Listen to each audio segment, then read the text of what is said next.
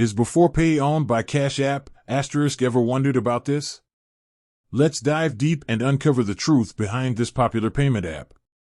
Beforepay has taken the financial world by storm, offering instant access to your paycheck. Its convenience and user-friendly interface have made it a go-to for many. But who's the mastermind behind this innovative app? Is it the tech giant, Cashapp? The truth behind the ownership. While both Beforepay and Cashapp are popular financial apps, they are not owned by the same company. Beforepay is a standalone company with its own unique identity and operations. Why the confusion? So, why do people often associate the two? Similar target audience, both apps cater to a similar demographic, primarily young adults and those seeking flexible financial solutions.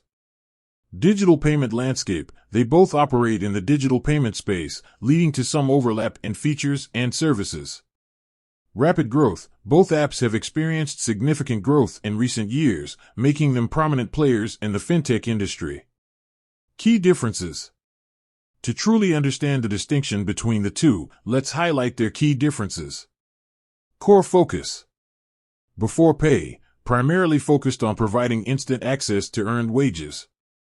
Cashapp offers a wider range of financial services, including peer-to-peer payments, stock trading, and banking. Partnership or acquisition. While there's no official confirmation of a direct partnership or acquisition between the two, it's possible that they could explore strategic collaborations in the future. The future of Beforepay and Cashapp. As the fintech industry continues to evolve, we can expect to see more innovation and disruption from both Beforepay and Cashapp. Whether they choose to remain independent or explore potential synergies, one thing is certain: they are both shaping the future of finance. To summarize, while Beforepay and Cashapp are both influential players in the fintech industry, they are separate entities.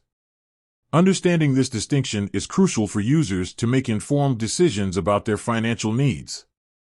With that said, thanks for watching, and until next time.